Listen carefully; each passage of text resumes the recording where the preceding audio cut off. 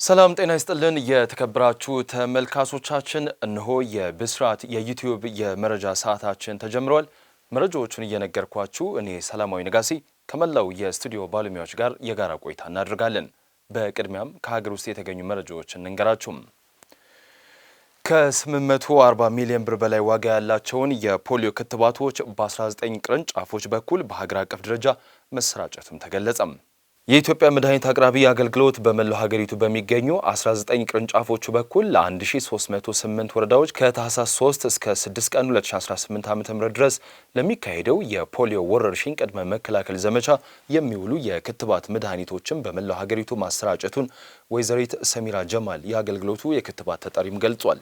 ከ10ና 5 ዓመት በታች ለሆኑ ህጻናት የተዘጋጁ ከ29 ሚሊዮን በላይ የኖፕቪቱ እና ከ10 ሚሊዮን በላይ የቦፕቪ የተባሉት ክትባቶች አምራቹ ባስቀመጠው ስታንዳርድ መሰረት የክትባቶቹ ሙቀት ልካቸው ተጠብቆ በማዕከል ቁጥጥር በማድረግ ጥራታቸውን፣ ፈዋሽነታቸውን በመጠበቅ የቅዝቃዜ ሰንሰለት በተገጠመላቸው ተሽከርካሪዎች ተሰራጭቷል።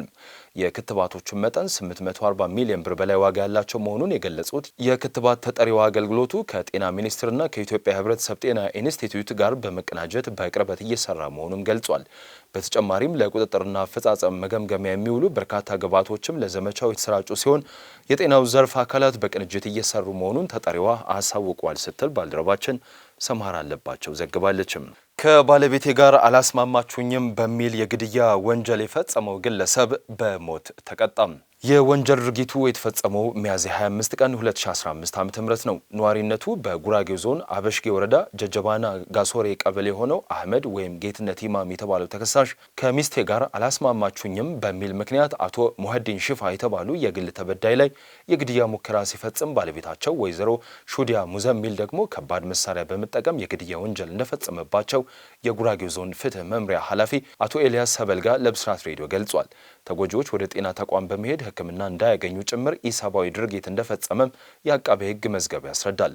በዚህ የማያበቃው የተከሳሽ ነውረኛና ጭካኔ የተሞላበት ድርጊት በሟች ልጅ በአቶ አብዱልሐሚድ ሙሀዲንና በገዛ ሚስት ወይዘሮ ምስኪያ ሙባረክ አባት በአቶ ሙባሪክ ቶፊቅ ላይም የጦር መሳሪያ በመጠቀም የግድያ ሙከራና ከባድ የአካል ጉዳት ማድረሱም ተገልጿል። በዚህ መሰረትም የጉራጌ ዞን ከፍተኛ ፍርድ ቤት ታህሳስ 2 ቀን 2018 ዓ.ም በዋለው ችሎት የሰውና የሰነድ ማስረጃ በመመልከት የጥፋተኝነት ውሳኔም ሰጥቷል።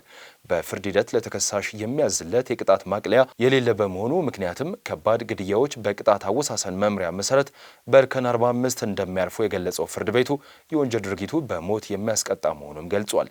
ስለሆነም በወንጀል ሕግ አንቀጽ 117 መሰረት ተከሳሹ በሞት እንዲቀጣ ፍርድ ቤቱ መወሰኑን አቶ ኤልያስ ሰበልጋ ጨምረው ለጣቢያችን ገልጿል ስትል ሰብል አበበ ዘግባለችም።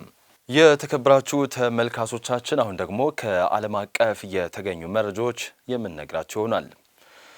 የእንግሊዝኛ ቋንቋ ፈተና በጣም ከባድ በመሆኑ የደቡብ ኮሪያው የፈተና ኃላፊ ስራ ለቀቁም። ሱኔንግ በሚባለው የደቡብ ኮሪያ የኮሌጅ መግቢያ ፈተና ላይ የተሰጠውን የእንግሊዝኛ ፈተና በጣም ከባድ ከመሆኑ የተነሳ አንዳንድ ተማሪዎች ጥንታዊ ቋንቋን እንደመተርጎም ነው ሲሉ፣ ሌሎች ደግሞ እብደት ሲሉ ገልጸውታል። በዘንድሮ ፈተና ዙሪያ ከፍተኛ ትችት በመሰንዘሩ ለተፈጠረው ግርግር ኃላፊነቱን በመውሰድ ፈተናውን በበላይነት የመሩት ከፍተኛ ባለስልጣን ስራቸውን ለቋል። የጥያቄዎች አስቸጋሪነት ተገቢ እንዳልሆነ የሚገልጸውን ትችት ከልብ እንቀበላለን ሲሉ የሱኔንግ ዋና ኃላፊ ኦ ሴንግ ጊኦል ተናግሯል። በርካታ የአርትዖት ስራ ቢከናወንም ፈተናው ተገቢ አልነበረም ሲሉ አክሏል።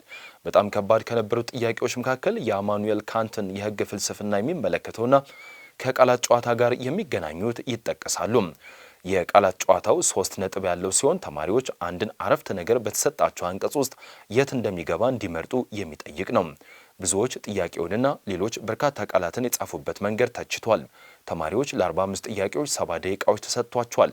ከዘንድሮ ተፈታኞች ውስጥ ከ3 በመቶ በላይ የሚሆኑት የእንግሊዝኛ ፈተናውን አልፈዋል። ባለፈው ዓመት 6 በመቶዎቹ ነበሩ ያለፉትም። ጥያቄዎቹን ለመረዳት ረጅም ጊዜ ፈጅቶብናል። ጽሑፎቹን መረዳት አስቸጋሪ ነበረ። አንዳንድ መልሶች ተመሳሳይ ነበሩ። ስለዚህ እስከ መጨረሻው ደቂቃ ድረስ እርግጠኛ አልነበርኩም ሲል የሃኒየንግ ሁለተኛ ደረጃ ትምህርት ቤት ተማሪ ሆነው ኢምናሂ ተናግሯል። የእንግሊዝኛ ቋንቋ ፕሮፌሰር የሆኑት ጁንግ ቻኢኳን የእንግሊዝኛ ፈተናውን ከባድ ብሎ መጥራት ስህተት ነው ይላሉ። ጽሑፎቹ የግድ የማይቻል አይደሉም፣ ነገር ግን በጣም ግራ የሚያጋቡ ናቸው። ትክክለኛውን ትምህርት ዋጋ ቢስ ስለሚያደርገው ህመም ነው ብሏል። በኢንቺዮን ብሔራዊ ዩኒቨርሲቲ የሚያስተምሩት ፕሮፌሰር ጁንግም መምህራን እንግሊዝኛ ከማስተማር ይልቅ የፈተና ዘዴዎች ላይ ያተኩራሉ። ብልሃቶችን ካወቁ ውጤት ለማግኘት ሙሉውን ጽሑፍ ማንበብ እንኳን አያስፈልጎትም ብሏል። አንዳንዶች በጥያቄዎች ውስጥ ጥቅም ላይ የዋሉ በርካታ አንቀጾች ከመጽሐፍት ውስጥ ተወስደው ከአውድ ውጭ ሆነው መቅረባቸውም ገልጿል። ይህም ለመረዳት አስቸጋሪ ያደርገዋልም ብሏል። አሜሪካ በኒኮላስ ማዱሮ ቤተሰብና በ6 ነዳጅ ጫኝ ታንከሮች ላይ ማዕቀብ ጣለችም። የትራምፕ አስተዳደር በቬንዙዌላ ላይ አዲስ ማዕቀብ የጣለ ሲሆን የፕሬዝዳንት ኒኮላስ ማዱሮ ባለቤት 3 የወንድም ልጆች እንዲሁም ከነሱ ጋር ግንኙነት ያላቸውን 6 የነዳጅ ዘይት ታንከሮችና የመርከብ ኩባንያዎች ላይ እርምጃም ወስዷል። ዋሽንግተን በካራካስ መንግስት ላይ የምታሳድረውን ጫና ቀጥላለችም። ማዕቀብ ከተጣለባቸው 3 የቀዳማዊት እመቤቷ የወንድም ልጆች መካከል ሁለቱም ቀደም ሲል በአሜሪካ በአደንዛዥ እጽ አዘዋዋሪነት ተከሰው ጥፋተኛ በሚል ተፈርዶባቸዋል። በተጨማሪም ዩናይትድ ስቴትስ የቬንዙዌላ የነዳጅ ዘርፍ ከበርካታ የመርከብ ኩባንያዎች ጋር በመሆን የፔትሮሊየም ምርቶችን ለማጓጓዝ ይረዳል ያለውን የፓናማ ነጋዴን ራሞን ካሬቴሮ ናፖሊታኖን በማገድ የቬንዙዌላ ዘይት ዘርፍ ላይ እያነጣጠረች ትገኛለች። የዩናይትድ ስቴትስ የግምጃ ቤት ዲፓርትመንት ሐሙስ ዕለት እንዳስታወቀው እርምጃዎቹ በ6 ድፍድፍ ዘይት ታንከሮች ላይ ማዕቀብ የተጣለባቸውን አታላይና ደህንነቱ ባልጠበቀ የመርከብ ትራንስፖርት ተግባር ላይም ተሰማርቷል። እናም የማዱሮን ብልሹ የአደንዛዥ እጽ አገዛዝን የሚያስቀጥሉ የገንዘብ ምንጮች ማቅረባቸውን ቀጥለዋልም ብሏል። እንደ አውሮፓውያን አቆጣጠር በ2002 የተሰራውን ኤች ኮንስታንስና እንደ አውሮፓውያን አቆጣጠር በ2003 የተሰራውን ላታፋን ጨምሮ 4ቱም ታንከሮች የፓናማ ባንዲራ ሰቅለው ይንቀሳቀሳሉ። የተቀሩት 2ቱ በኩክ ደሴቶችና በሆንግ ኮንግ ሰንደቅ ዓላማ ስም እንደሚንቀሳቀሱም ተለይተዋል። መርከቦቹ በቅርቡም ቬንዙዌላ ውስጥ ድፍድፍ የጫኑ ሱፐር ታንከሮች ናቸው ሲል ከመንግስት የነዳጅ ኩባንያ የሾለከ የውስጥ ሰነዶች አሳውቋል። የተከበራችሁ ተመልካቾቻችን ስትከታተሉት የነበረው የብስራት የዩቲዩብ የመረጃ ሰዓታችን የተከታተላችሁት ይመስል ነበረ። መረጃዎቹን እየነገርኳችሁ እኔ ሰላማዊ ንጋሴ ከመላው የስቱዲዮ ባለሙያዎች ጋር የጋራ ቆይታ አደረግን። ሰላም።